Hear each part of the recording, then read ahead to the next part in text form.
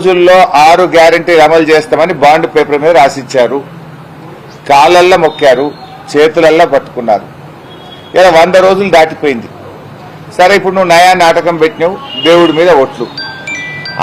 ఆనాడేమో promissory నోట్లు, ఇప్పుడు అన్ని గాడ్ ప్రామిస్లు.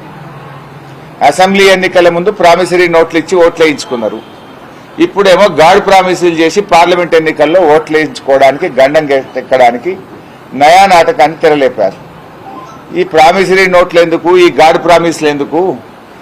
డైరెక్ట్ గా మనమే మాట్లాడదాం. 15 ఆగస్టులోగా 6 గ్యారంటీలు రుణమాఫీ చేస్తావా చేయవా? అయితే నేను రాజీనామా చేస్తా, లేదంటే నువ్వు చేయి అంటున్నా.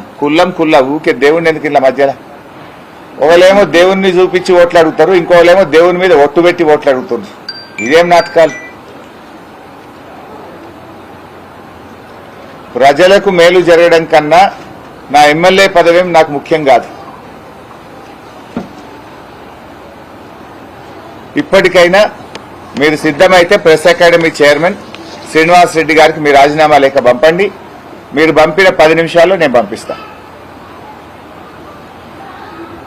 ఇప్పుడు నువ్వు ముఖ్యమంత్రి అయినారు, మీరు కొంచెం గౌరవంగా మాట్లాడితే, హుందాగా ఉంటే రాష్ట్రానికి మంచిది. ఇవాళ నువ్వు చేసిన అసందర్భ వ్యాఖ్యల వల్ల, మా మీద బురద జల్లాలని చెప్పి నువ్వు చేసిన పిచ్చి ప్రయత్నం వల్ల రాష్ట్రంలో పెట్టుబడులు రాకుండా పోయినాయి. రాష్ట్రంలో రియల్ ఎస్టేట్ రంగం కుదేలైపోయింది. ఇవాళ తిమ్మాయిపల్లికి చెందిన ఒక మహిళ మాట్లాడుతూ, బిడ్డ పెళ్లి పెట్టుకున్నాము, భూమి అమ్ముదామంటే ఎవడు కొనడానికి దిక్కులేడు, ఈ కాంగ్రెస్ గవర్నమెంట్ వచ్చినాక అసలు భూమి కొనటోడే దిక్కు లేకుండా అయిపోయింది, ఇదేం రాజ్యమో అని అన్నది. మొన్నటిదాకానేమో అమ్ముతారా అని తిరిగిపోయినరు. ఇప్పుడేమో ఆపదవాడి అమ్ముకుందామంటే కూడా, తక్కువ ధరకు అమ్ముకుందామంటే కూడా కొనటోడు దిక్కు లేకుండా అయిపోయిందని నంగునూరు మండలానికి చెందిన తిమ్మాయిపల్లి మహిళ, ఏం పేరు ఉండే, ఆ మహిళ ఇవాళ చెప్తా ఉండేది. నేను పేరు మర్చిపోయినా, పేరు కూడా చెప్తా. ఒక అమ్మ చెప్తా ఉండే. అంటే ఇవాళ మీరు రాష్ట్రం దివాలా తీసిందని లేని అప్పులను, చెయ్యని అప్పులను అంకెల గారడి చేసి ఎక్కువ చూపించి ఇవాళ కాని రాష్ట్రాన్ని మీరు అనవసరంగా దివాలా తీయించే ప్రయత్నం చేశారు. రాష్ట్రం దివాలా తీసిందని రాష్ట్ర ముఖ్యమంత్రే అనవసరంగా అసందర్భంగా మాట్లాడడం వల్ల ఇవాళ రాష్ట్రానికి పెట్టుబడులు రాకుండా పోయినాయి. పెట్టుబడిదారులలో అనుమానాలు రేకెత్తించే విధంగా మీ వ్యాఖ్యలు, మీ చర్యలు ఉన్నాయి. దాంతో ఏమైంది? ఇవాళ పెట్టుబడులు రాక, ఉద్యోగాల కల్పన జరగక రాష్ట్ర ఆదాయం పడిపోతున్న పరిస్థితి వచ్చింది. రియల్ ఎస్టేట్ వ్యాపారం పడిపోయి వేల లక్షల మంది ఇవాళ రియల్ ఎస్టేట్ వ్యాపారం మీద బతికిన వాళ్ళందరూ జీవితాలు రోడ్ల మీద పడ్డ పరిస్థితి వచ్చింది. అంటే ఇవాళ ఉద్యోగాలు రాకుండా పోయినాయి, రియల్ ఎస్టేట్ మీద బతికేటువంటి వాళ్ళ జీవితాలు దెబ్బతిన్నాయి, రాష్ట్రం యొక్క ఆదాయం దెబ్బతిన్నదంటే ఇది మీ యొక్క మూర్ఖత్వం, మీ యొక్క అనాలోచితమైన చర్యలు, గత ప్రభుత్వాన్ని బదనాం చేయాలనేటువంటి తప్పుడు ఆలోచనలలో సెల్ఫ్ గోల్ కొట్టుకున్నారు మీరు. ఇప్పుడు నడమంత్రపు సిరొచ్చినా నరం మీద పుండైందనుకో, ఆ మనిషి కుదురుగా ఉండలేడు. నడమంత్రపు సిరొచ్చి నరం మీద కురుపైతే ఏమవుతుంది? మనిషి కుదురుగా ఉండలేడు. బహుశా రేవంత్ రెడ్డి పరిస్థితి కూడా గట్లే అయింది. నువ్వు ముఖ్యమంత్రి అయినావు, ఎంత హుందాగా చెయ్యి, మాకంటే మంచి పని చెయ్యి, ప్రజలకు ఇచ్చిన హామీలు అమలు చేయి. ఏంది చిల్లర చేస్తారు?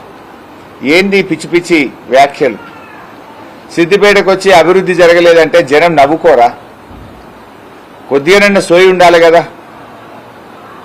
ఇవాళ ప్రజలు ఆలోచించారా? ప్రజల కళ్ళ ముందు కనబట్టలేదా?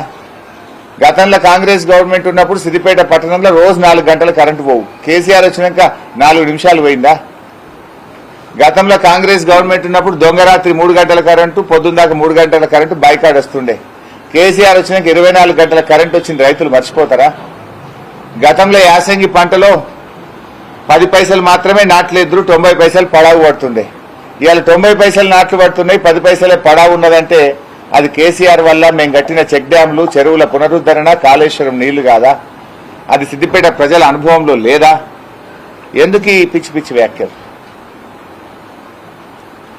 ఇవాళ కేసీఆర్ గారి బస్సు యాత్ర సూపర్ హిట్ కావడంతో కాంగ్రెస్ బీజేపీలు నయా నాటకాలు ఆడుతూ ఉన్నాయి. నువ్వు కొట్టినట్లు చెయ్యి, నేను ఏడ్చినట్లు చేస్తా అన్నట్టున్నది కాంగ్రెస్ వాళ్ళు బీజేపీ వాళ్ళ కథ. ఇలా కాంగ్రెస్ బీజేపీల డ్రామా నడుస్తుంది రాష్ట్రంలో. ప్రజలంతా బీఆర్ఎస్ వైపు చూస్తున్నారు.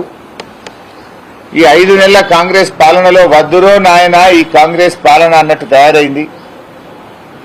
ప్రజలు మళ్ళీ బీఆర్ఎస్ వైపు చూస్తారని ప్రజల దృష్టి మరల్చేందుకు 2 పార్టీలు కుట్ర చేస్తా ఉన్నాయి. బీజేపీ కాంగ్రెస్లు ఒకరితో ఒకరు పోటీ పడుతున్నట్లుగా తిట్టుకుంటున్నారు, నటిస్తున్నారు. వాస్తవానికి 2 పార్టీలు మ్యాచ్ ఫిక్సింగ్ చేసుకున్నాయి. 2 పార్టీల మధ్య ఒప్పందం ఏంటంటే బీఆర్ఎస్ పార్టీని లేకుండా చేయాలి. ఈ రీజనల్ పార్టీ ఉంటే ఏ రోజైనా మళ్ళా కేసీఆర్ దిక్కు ప్రజలు చూస్తారని ఇవాళ 8 సీట్లు పంచుకున్నారు పార్లమెంట్లో. వీళ్ళకి 8 సీట్లు, వాళ్ళు